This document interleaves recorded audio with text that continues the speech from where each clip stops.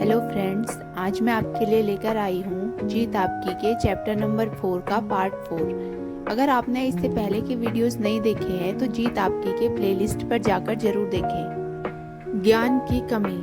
60 साल पहले मैं सारी बातें जानता था, लेकिन अब मैं कुछ नहीं जानता। अपनी अज्ञानता को निरंतर जानते रहने की प्रक्रिया ही शिक्षा है। अपनी अज्ञानता के दायरों को जानना ही ज्ञान प्राप्ति की दिशा में पहला कदम है।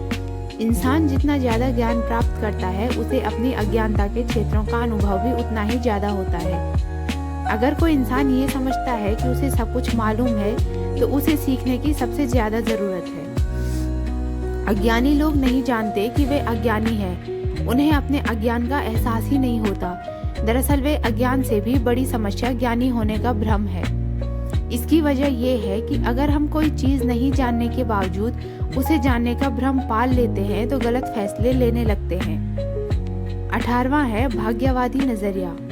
भाग्यवादी नजरिए वाले लोग उनके हालात की वजह से जन्म लेने वाली जिम्मेदारियों को कबूल करने से कतराते हैं। वे सफलता और असफलता दोनों को भाग्य की देन मानते हैं। वे सब कुछ भाग्य पर छोड़ देते हैं। वे अपनी कुंडली या सितारों द्वारा पहले ही लिखी गई तकदीर को मंजूर कर लेते हैं। वे मान लेते हैं कि लाख कोशिश करने के बावजूद होगा वही जो किस्मत में लिखा है, इसलिए वो कोई कोशिश ही नहीं करते और आत्मसंतुष्टि उनकी जिंदगी के जीने का तरीका बन जाती है। वे खुद कुछ कर गुजरने के बजाय कुछ घटित होने का इंतजार करते रहते हैं। किसी भी असफल आदमी से पूछिए तो वो यही कहेगा कि कामयाबी तो किस्मत से मिलती है।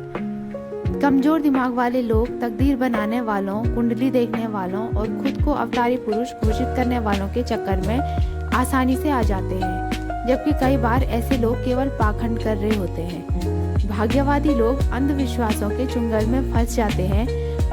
कुछ लोग खरगोश के पांव को सौभाग्य हिलाने वाला मानते हैं। वे ये नहीं समझ पाते कि वो पांव खुद खरगोश के लिए भाग्यशाली साबित नहीं हुआ।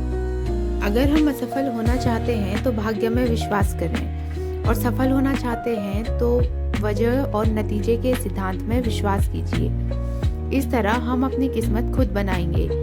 सैमुअल गोल्डविन ने सच ही कहा है, मैं जितनी कड़ी मेहनत करता हूँ, भाग्य के उतने ही करीब पहुँच जाता हूँ। कुछ लोग खुद को बदनसीब मानते हैं। इस तरह की सोच भाग्यवादी नजरिए को जन्म देती है। कोई काम आधे मन से करने वाले लोग अक्सर ऐसी बातें करते हैं। मैं कोशिश करूंगा, देखता हूँ कि ये तरीका काम करता है कि नहीं। मैं एक बार कोशिश करके देखूंगा। मेरे पास खोने के लिए कुछ नहीं है। मैंने वैसे भी ज्यादा कोशिश नहीं की। अगर हम इस ढंग से सोचते हैं तो हमारा असफल होना निश्चित है, क्योंकि आप में दृढ़ता और समर्पण की कमी है। सोचने का ये ढंग साहस, प्रतिबद्धता और आत्मविश्वास की कमी दर्शाता है। कोई काम आधे मन से करने का मतलब नाकामयाबी की उम्मीद करना और उसे हासिल करना है। कामयाबी कोशिश से मिलती है। एक आदमी ने एक घोड़ा खरीदा और एक बड़ी सी तख्ती लगाकर उसे घोड़शाला में खड़ा कर दिया। तख्ती पर लिखा हुआ था, दुनिया का सबसे तेज दौड़ने वाला घोड़ा। घोड़े के मालिक ने न तो घोड़े से अभ्यास करवाया, न ही उसे चुस्त दुरुस्त रखने के लिए प्रशिक्षित किया।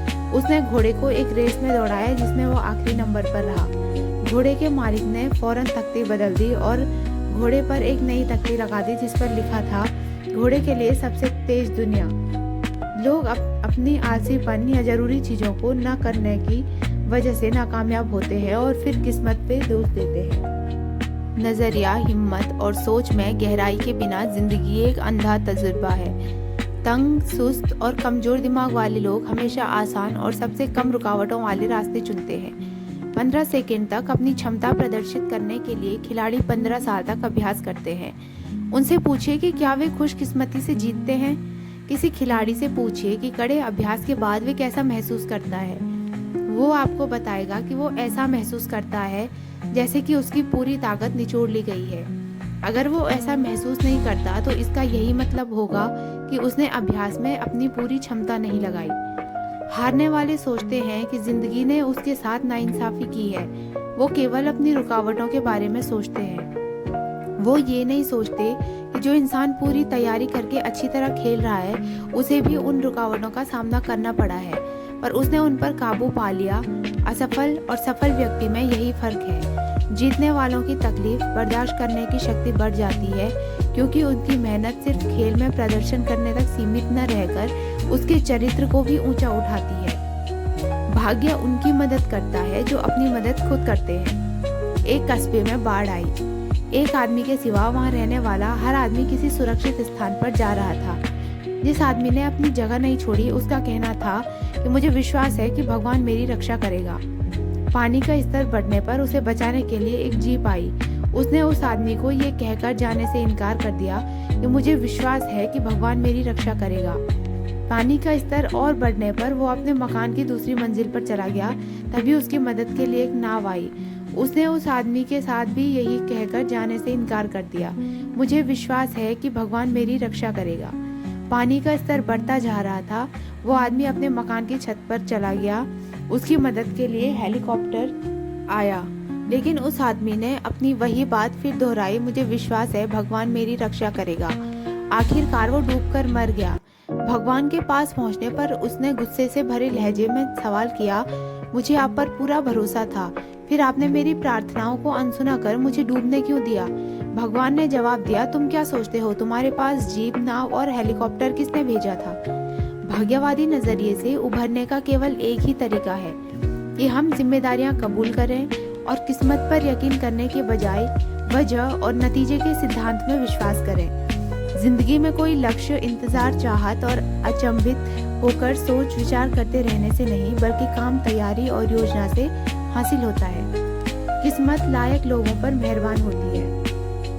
अलेक्जेंडर ग्राहम बेल अपनी ऊंचा सुनने वाली पत्नी के लिए सुनने में मदद देने वाली एक मशीन बनाने की जी तोड़ कोशिश कर रहे थे। वह उस मशीन को बनाने में नाकामयाब रहे, पर उसी दौरान उन्होंने टेलीफोन बनाने का सिद्धांत ढूंढ निकाला।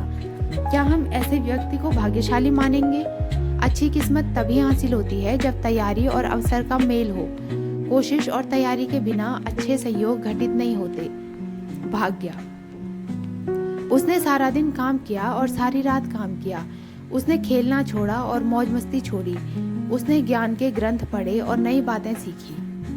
वो आगे बढ़ता गया, पाने के लिए सफलता जरा सी, दिल में विश्वास और हिम्मत लिए वो आगे बढ़ा, और जब वो सफल हुआ, लोगों ने उसे भाग्यशाली कहा। 19वां उद्देश्य की कमी। महान मस्तिष्कों में उद्देश्य होते हैं, अन्य लोगों के पास केवल इच्छाएं होती है। अगर हम ऐसे लोगों की कहानियां पढ़ें जिन्होंने अपनी गंभीर किस्म की असमर्थताओं पर विजय प्राप्त की, तो ये स्पष्ट हो जाएगा कि प्रबल इच्छा ही उनकी प्रेरणा शक्ति थी। उनकी जिंदगी में कोई उद्देश्य था। वो अपने आप को भरोसा दिलाना चाहते थे कि सफलता सारी बाधाओं के बावजूद हासिल की जा सकती है, और उन्होंने ऐसा कर दिखाया।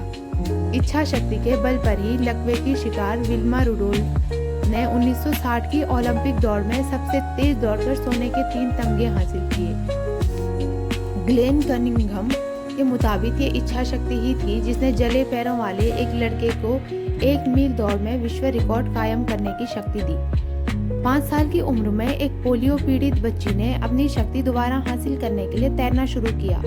सफल होने की अपनी प्रबल इच्छा के बल पर ही उसने 3 प्रतियोगिताओं में विश्व रिकॉर्ड कायम किया और सन 1956 में मेलबोर्न ओलंपिक में स्वर्ण पदक प्राप्त किया। उसका नाम है शेली मॉन। जब लोग उद्देश्यहीन और दिशाहीन होते हैं तो उन्हें कोई अवसर नहीं दिखाई देता। जब किसी इंसान में कोई काम पूरा करने की इच्छा, लक्ष्य की ओर बढ़ने की सही दिशा का ज्ञान, लक्ष्य के प्रति समर्पण और कड़ी मेहनत करने के लिए अनुशासन की भावना होती है, तो सफलता उसके कदम चूमती है। अगर हमारे पास लक्ष्य और सही दिशा का ज्ञान नहीं है तो हमारे पास और कोई भी खूबी हो, हम सफल नहीं होंगे। चरित्र की बुनियाद पर ही हर चीज टिकी होती है, ये टिकाऊ होता है। 20वां है साहस की कमी। सफल लोग चमत्कार घटित होने या कोई काम आसानी से हो जाने की आशा नहीं करते। वो रुकावटों पर काबू पाने की हिम्मत और ताकत हासिल करते हैं। वो इस पर ध्यान नहीं देते कि उन्होंने क्या गंवा दिया है, बल्कि इस पर ध्यान देते हैं कि उनके पास क्या बचा हुआ है। इच्छाएं साकार नहीं होती, पर दृढ़ विश्वास पर टिके हुए भरोसे और उम्मीदें पूरी हो जाती है। प्रार्थनाएं तभी स्वीकार की जाती है जब साहस के साथ काम किया जाए। साहस और चरित्र, इन दोनों का मेल कामयाबी हासिल करने का एक अहम नुस्खा है। आम और खास लोगों के बीच यही फर्क होता है। हमारा मन जब साहस से भरा होता है तो हम अपने डर को भूल जाते हैं और रास्ते की रुकावटों पर काबू पा लेते हैं। साहस का मतलब डर का न होना नहीं, बल्कि डर को जीतना है। साहस के बिना चरित्र, निष्ठा और न्यायप्रियता बेअसर होता है। दूसरी ओर चरित्र के बिना साहस जुल्म का रूप ले लेता है।